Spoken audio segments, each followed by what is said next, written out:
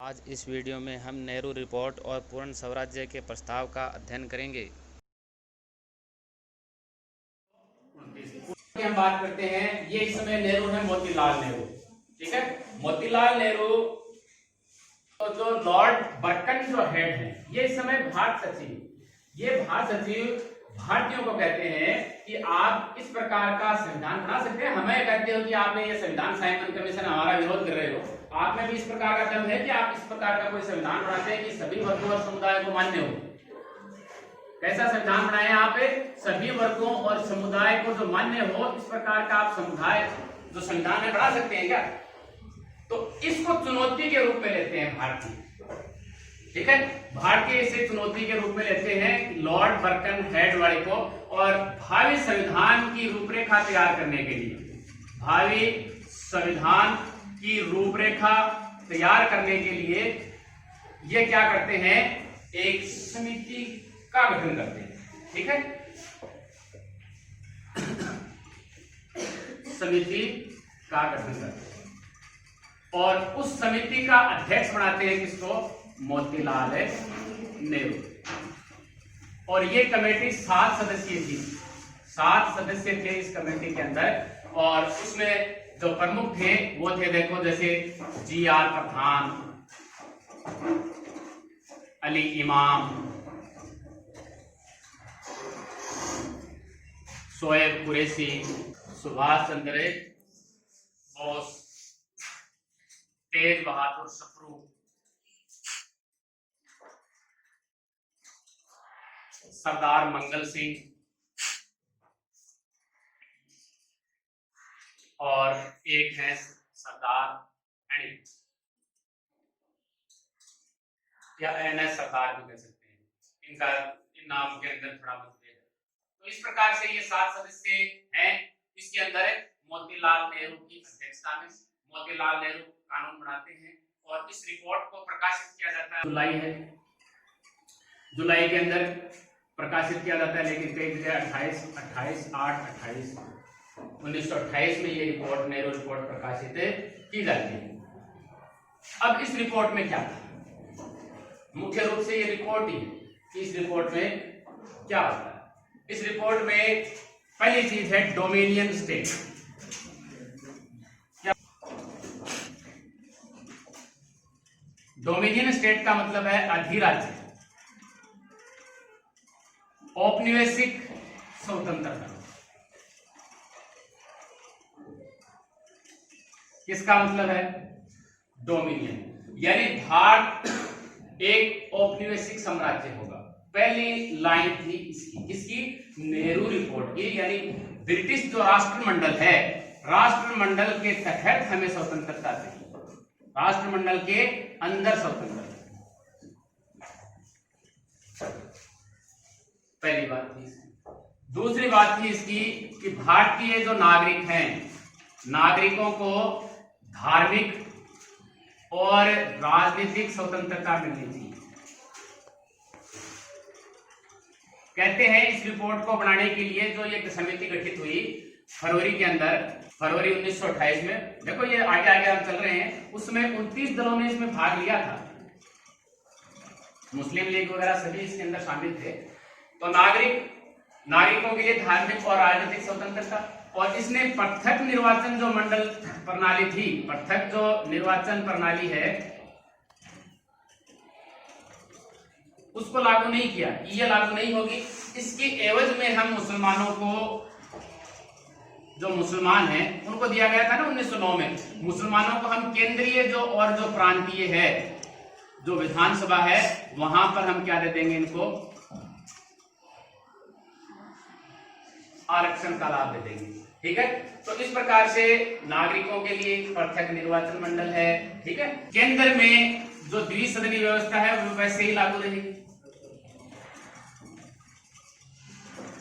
इन्होंने 1919 के अधिनियम के अनुसार घोषणा की थी ना, तो वो द्विसदनीय व्यवस्था लागू रहेगी। और प्रांतों को जो स्वायत्ता है, इन्होंने नहीं बताई थी किसके अंदर है। 1919 के अधिनियम में प्रांतों में क्या किया था? द्वैत शासन। द्वैत शासन की जगह प्रांतों में क्या होगा जी? प्रांतीय स्वायत्ता होगी। और अगला पॉइंट है कि जो सारी शक्ति है वो किसके पास रहेगी? भारत सरकार के पास। और भारत सरकार किसके प्रति उत्तरदायी है? केंद्रीय विधानसभा के प्रति उत्तरदायी है। सारी शक्ति इसके पास रहेगी और सिर्फ क्या रहेंगे? विदेश और सुरक्षा का जो मामला है वो किसके अंडर में रहेगा? ब्रिटिश सरकार के अंडर।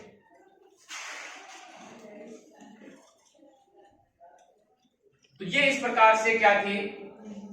नेहरू रिपोर्ट थी। अब देखो, जैसे ये रिपोर्ट आई तो दो व्यक्ति हैं, बोस नेहरू और सत्यमूर्ति भगत, 3 कर देता हूं। चलो, इससे असंतोष जाहिर किया। बोस है इसके अंदर शामिल है, लेकिन इनकी चली नहीं बेचारे की ज्यादा। सुभाष चंद्र बोस, ये नेहरू कौन से हैं? जवाहरलाल नेहरू है। सत्यमूर्ति भगत ये इस पॉइंट से इत्तेफाक नहीं रखते कि जी ये हमें इस प्रकार का ब्रिटिश साम्राज्य के अंतर्गत हमें स्वतंत्रता नहीं चाहिए, यानी औपनिवेशिक स्वतंत्रता नहीं चाहिए। हम किसी प्रकार के जो मुद्दे हैं, विदेश और सुरक्षा, ये भी हम अंग्रेजों को नहीं देना चाह रहे हैं। तो इसमें फिर क्या है? जो कलकत्ता का 1928 का जो अधिवेशन है वो कलकत्ता में होता है कांग्रेस का, और उसकी अध्यक्षता भी कौन करते हैं? मोतीलाल नेहरू। और इस अधिवेशन में यह कहा जाता है कि नेहरू रिपोर्ट को अगर अगले 1 साल तक लागू नहीं किया जाएगा, बीच बचाव करने आते हैं। और इस अधिवेशन में महात्मा गांधी के शब्द दोहराते हैं मोतीलाल नेहरू कि अगर इसको 1 साल में लागू नहीं किया गया तो हम किसकी मांग करेंगे? फिर पूर्ण स्वराज की मांग। तो इनको राजी कर दिया गांधी जी कि 1 साल में या तो ये मान ले, नहीं मानते हैं तो फिर हम पूर्ण स्वराज की मांग करेंगे। तो ये है नेहरू रिपोर्ट। पूर्ण स्वराज लिख देता हूं पहले ही, पूर्ण स्वराज है। अब इन्होंने, अंग्रेजों ने तो बात माननी नहीं मानी।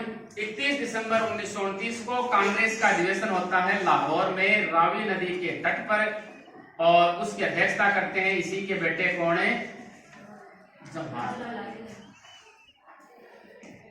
जवाहरलाल नेहरू कहते हैं कि मैं समाजवादी और गणतंत्रवादी हूं। अध्यक्ष हैं ये, तो अध्यक्ष ये भाषण तो देंगे ना। मैं समाजवादी और गणतंत्रवादी हूं और मुझे इन राजाओं और नरेशों जैसी जो प्रथा है उसमें मेरी बिल्कुल भी आस्था नहीं है, जो कि एक औद्योगिक सम्राट पैदा करते हैं। ठीक है, तो ये किस प्रकार का भारत चाहते हैं? समाजवादी और गणतंत्रवादी भारत चाहते हैं। ये कहते हैं कि मैं ये हूं, इस प्रकार की जो व्यवस्था है उसमें मेरा कतई भी विश्वास नहीं है। और कहते हैं जवाहरलाल नेहरू, रावी नदी के तट पर रात के समय, कब? 31 दिसंबर 1929 को लाहौर में रावी नदी के तट पर ये किसकी मांग करते हैं? पूर्ण स्वराज। पूर्ण स्वराज का अब से मतलब ब्रिटिश साम्राज्य के अंतर्गत स्वतंत्रता नहीं होगी, भारत के लिए क्या होगी जी? पूर्ण स्वतंत्रता। तो अब से कांग्रेस का जो लक्ष्य है वो बदल गया है। कांग्रेस का जो मुख्य लक्ष्य है वो क्या हो गया है? पूर्ण स्वतंत्रता हो गया है। ठीक है, किसके अंतर्गत है? जो कांग्रेस का अधिवेशन होता है कहां पर? लाहौर में। अब कहते हैं कि यहां पर इन्होंने भारत का जो उस समय प्रतीकात्मक तिरंगा था, जैसा भी था वो, उस तिरंगे को वहां पर फहराया था उन्होंने। वंदे मातरम वहां पर गाया गया, और वंदे मातरम के साथ ही उस समय क्या बोला गया? इनकलाब जिंदाबाद, ये नारे भी वहां पर लगाए गए। और इसके बाद में कांग्रेस कमेटी की एक बैठक होती है 2 जनवरी 1930 को। 31 दिसंबर 1929 है ना, 2 जनवरी 1930 को एक बैठक होती है और उसमें फैसला लिया जाता है कि 26 जनवरी 1930 को हम क्या मनाएंगे? पूर्ण स्वाधीनता दिवस। और उसके बाद में, यानी ये तो था प्रथम, भारत का प्रथम स्वाधीनता दिवस था ये था भारत का प्रथम स्वाधीनता दिवस। कब? 26 जनवरी 1930 को। और इसके बाद में लगातार जब तक भारत नहीं आजाद हुआ, 26 जनवरी 1930 को भारत का स्वतंत्रता दिवस के रूप में लगातार मनाते चले गए। और इसी की याद में देखो जो संविधान है वो 26 नवंबर 1949 को पूरा हो जाता है, लेकिन इस दिन की याद में उसको पूर्ण रूप से लागू कब किया जाता है? 26 जनवरी 1950 को लागू किया जाता है। तो ये है नेहरू रिपोर्ट और पूर्ण स्वराज्य के प्रस्ताव का हमारा ये टॉपिक इसी के साथ समाप्त होता है।